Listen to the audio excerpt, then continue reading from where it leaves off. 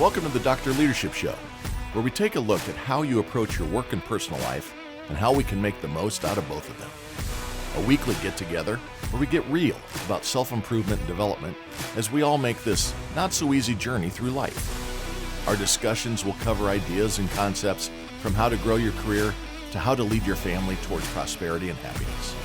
We don't pretend to know it all, and the doctor is the first to be vulnerable, discussing his own weaknesses, both past and present. This is about growing together and having some fun while we discuss what is happening in the crazy world we live in and how to make the most of it. Let's strive for awesome together. Let's get after it. Hey everybody, welcome to another edition of the Dr. Leadership Podcast. Hope you're having an awesome day. Woo! Here in the Midwest, heavy fall, early winter has arrived. Hard frost last night. And all the leaves are fallen, so the yard work picks up shortly. Today's episode, we're going to continue down the health. We talked about brain health. Today we're going to talk about healthy environments at work. But just a quick reminder, 3 awesome interviews available out on the membership website. First of all, Toby Stansel, CEO of the Cargo Agency, author, great speaker, good Southern man, just from Tennessee originally, lives down in Greenville, South Carolina. Traveled and lived all over the world, run lots of big organizations, spends an hour with us, and it's worth your time. Also right behind, or right in front of him, actually, I loaded up first, DJ Blythe, former college Hall of Famer at Tennessee Tech, had a short stint in the NFL, and then went into the Arena League for several years, won an Arena Bowl championship, also a Hula Bowl player and participant in, I think, 2003. So that's the best of the best in collegiate sports. Just a great guy. Talks about his journey through the highest level of sports and what it takes to be successful around those things in life, how it transfers to his business and personal life today. And then a great interview with Brian Smith, who is the founder and CEO of iWatch Security, also a media company, as well as hosts a podcast that I'm going to be a guest on here in a few weeks called The 5 Things. I got to come up with 5 things. I don't know what I'm going to do yet. I'm typically lost for words, so we'll see if I can get over that hump. But today's episode, all of those can be found at the website where you can click on the subscribe button. Had a couple more people join this week. Thank you very much. Shout out to Kyle. And to go to www.drleadership.results.com. That's the website. Check it out. I have my old real estate picture up there. I wasn't in real estate. It's a joke about I'm about 7-8 years younger, more dark hair. But check it out. Click on subscribe, and you can get out to the Patreon site and get early access to these great interviews. You also get access to these editions of the weekly podcast early. Lots of good stuff there. $5, man. Go out there and give it a shot. Also can be reached at our email, which is drleadershipresults@gmail.com. Send us input, send us feedback, send us money. I don't care, just interact with us. Today's episode talks about a healthy environment. I'm kind of tentatively calling this one Lead a Healthy Team by avoiding manic false urgency situations. We all are in and I don't know if I'll stick with that, that's a long title, but basically a healthy environment, a good culture is avoiding fire drills, right? At work, are you ever interrupted by just, we got to get this done right away. This call's come from on high, and we got to get this thing done right away. How does that make you feel? Me, man, I'll tell you what, I am in the middle of a good day. I'm on a call. I'm driving a deal home. I'm helping somebody learn, or I'm doing some mentorship, or we're making things happen at one of our big customers. We're solving a service issue or whatever, and then all of a sudden in comes a missile that an oh my God moment's going on. And, the president, the CEO, whoever has called in, and this needs to be done right now. How does that make you feel? I don't feel good about that stuff, man. First of all, I don't like that out of nowhere type deal. Second of all, I don't like Chicken Little type approaches to things. Things aren't this critical, typically that fast, where you can't take a moment, try to dissect it a little bit more. But the question I have here, does the target of the request ever change multiple times? That's what drives me nuts. Hey, here's a fire drill. This has got to be done right away. This is due for a meeting next week. This is due to, this report's due. We got to come up. We're lousy. We suck. We got to fix this. I'll talk about that more in a minute. and it's due Tuesday. And then you present it and you put it all together. You blow up your weekend, you blow up your afternoon, you blow up your customer engagement, you blow up your driving your deals forward, whatever might be the case, the productive thing you're working on. You spend time on this, you chase other people down. Your fire drill becomes other people's fire drills because as a leader, you typically don't have all the knowledge between your ears, no matter how others think you should. I've got a couple hundred sales representatives, 400,000 customers on the books. We do business with, say, 40,000 of them. I got all that between my ears. Just give me a minute. I'll recall it. But you start blowing up other people's days, etc. And then what happens is you put it all together. You blow up the day, blow up the days. You turn it in and they come back and go, well, now we really want to look at it this way instead. Are you kidding me? Are you kidding me? Don't move the goalposts. Are the people that are asking for this stuff panicked? Just yes people, always, so-and-so asked for it. We got to get this done right away. Or do they have the leadership capacity to go and say, listen, we're in the middle of a heated end of the month. How urgent is this request? Are the goals of the request going to change? Just ask a couple questions. Are we ready to request this information, or is it still to be determined what we need to be answering to? But are they panicked around it? What does this do to the productive work that's going on? It blows it up. It blows it up. If you're a leader out there, you're listening, try to eliminate fire drills of your staff. I need to concentrate on this too. I try not to do this. Where I get caught up in it is when I'm being asked for something, then it rolls downhill. And the person asking me is being asked of it too. So this really starts very, very high in the organization. People that aren't touching clients, people that aren't driving the business, don't understand the operational side of it at all. They're just the ultimate decision makers, and sometimes they throw things out there that blow it up. But if there's panic, let me tell you this. It's never a good environment to promote. People are most productive and happy in an environment with a constant temperature. And what I mean by that is just no super highs and no super lows. Now, super highs on big wins and those types of things. But panic and seeing you sweat and not seeing stoic leadership is not good for production. Now, that temperature or culture can be can be driven results environment, right? We got to drive results. But when it is interrupted with panic alarms, manic alarms, and then it drives this detrimental impact on performance and culture. People don't like that. Just in general, people like to interact and have this constant around them. Minimum highs and lows, right? Life isn't a flat line.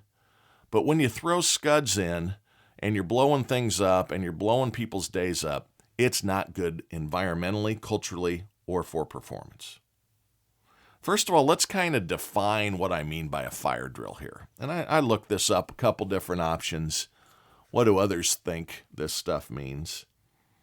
Timothy Myers, CEO of Acquire ROI, refers to the Urban Dictionary, which I thought was an interesting take, and I thought it was going to be a lot more urban when I looked it up. But it's an exercise. What a fire drill is an exercise in futility. This occurs when a meaningless task is performed with no real valuable output. Now, I think that most of the times I'm getting asked for something, I'm getting some sort of valuable output out of it. Sometimes the process of answering the question is the meaningful output. Understanding of where something might be that you haven't looked at in a while. But in short, fire drills are a big waste of time, 9 out of 10 times. 90% of it is not valuable to get that 10% of value on just collecting some data that maybe you hadn't looked at in a while. Things that come to mind in my past experiences are long reports being created showing what has occurred, where only a few pages are really relevant and is all that is really needed. Hey man, we hit plan or we didn't hit plan. These are the 3 areas we're working on. Here's the 2 steps in each we're looking at. Any other questions? Can we get back to filling the gap? Or do we need to spend an hour and show a bunch of slides with a bunch of graphs and a bunch of things on it, this big thing is put it in the appendix. We want to show that we have all this information in the appendix, which is great. If you've got operational people that are creating that stuff, that's great. Don't take your sellers out of the market to create reports. My opinion. You need to understand the business. Don't conflate or misconstrue, not conflate, don't misconstrue what I'm saying there, but the report does not need to be more important than the result. There's typically only a few pages that are relevant. If it's demanded month after month after month, have the report become smaller and more concise on 2 or 3 key areas. If you're doing a monthly review and the report is 70 pages long, that ain't a monthly review, man. That is a toothache being drilled on, is what that is. Speaking to all the leaders out there, minimize those activities.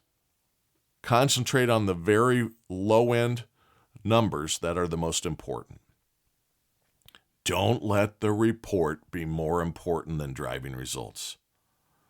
Are you concentrating on trailing indicators too much maybe with that? If you're reporting the news of what happened, I guarantee all the important people have looked at the P&L.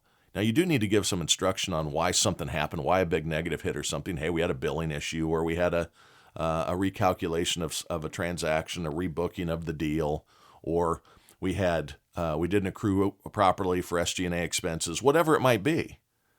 So I don't want to say you throw all reporting out. That's not what I'm saying, but these every month monotonous or fire drills at the end, or we got to add this, we got to add that, we got to add this.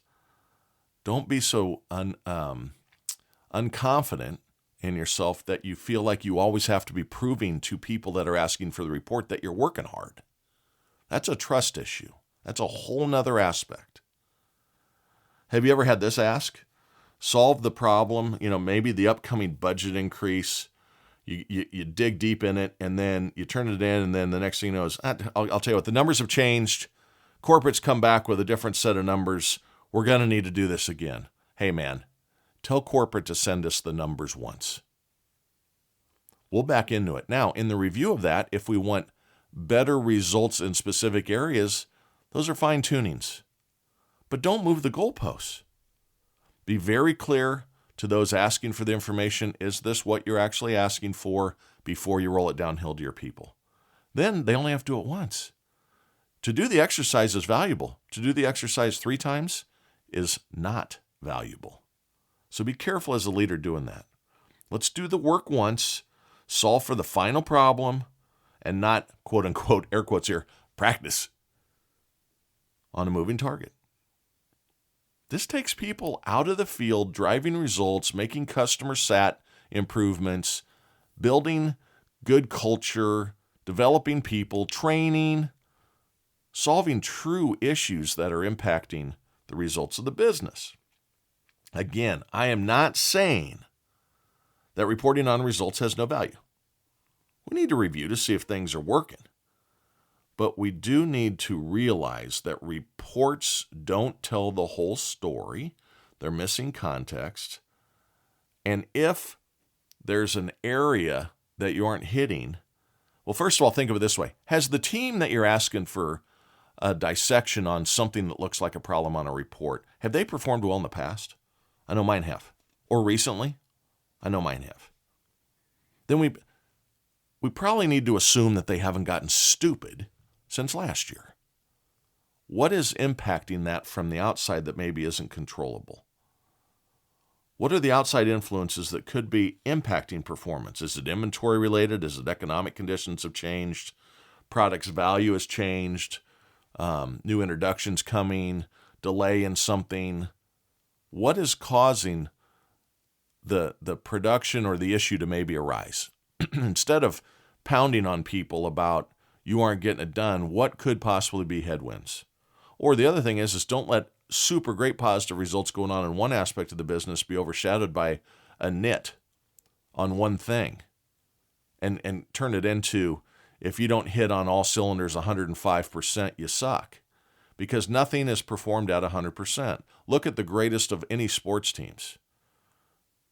World championships are won in basketball by a team shooting less than 100% of free throws, shooting 35 to 40% of three-pointers. Don't let great get in the way of good. That's my point there. Trust your people, man. Show them you do. That's the funny thing is, and you know how you show them you do is you don't have a lot of fire drills. Manic approaches, they're culture killers. They're absolutely culture killers. It's important to point out here, frequency of fire drills says a lot. Leah McLeod of The Muse goes into it this way. Point it out. Point out the frequency of this to your boss if it's happening a lot. People should come to me if I'm doing it too much. Point out the negative impacts of these moments of upheaval. Consistency of focus to priorities will always lead to better results versus interruptions of, oh my God, moments. Starting and stopping things that drive results is detrimental to output. If the offense is going really, really well in a football game, the offensive coach doesn't call a timeout. You take the momentum to score. That's what ends of quarter, TV timeouts, turnover of downs, halftime, that's what those times are for. You don't take something that's rolling and go, hey, hold on a second. I don't want this to go too fast. I see it all the time. Fire drills are inevitable, but as a leader, we have to minimize them. As an individual contributor, make sure that you're planning appropriately ahead so you don't have fire drills. Don't wait until the last moment to do proposals. Don't procrastinate from an individual standpoint. Don't not plan things in your personal life for family vacations and turn it into a fire drill. Pack the night before so as you're leaving, you don't realize the car won't fit everything and you got a panic moment and you're leaving the driveway pissed off at your significant others. Fire drills aren't good in anything except in grade school to learn to get out of the house. And I'll tell you this, when I was growing up, stop, drop, and roll was in our face all the time. And it seemed like it was going to be a lot more interactive in life. I was going to need that more. Haven't needed it once, but I do remember it. Stop, drop, and roll. Fire drills are inevitable, but just manage them. Leah from The Muse points back out to my earlier point on moving the goalposts. People need to know the exact deliverable being required when you're asking for quick things so as to not have to do the work or process multiple times. See, even Leah agrees with me. The doctor had something right there. Adjusting my notes. Also understand the opportunity lost. We used to call this the opportunity cost, right?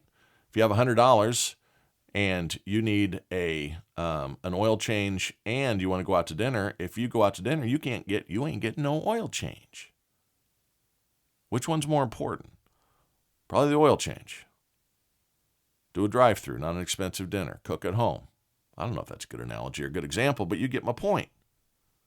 The net of my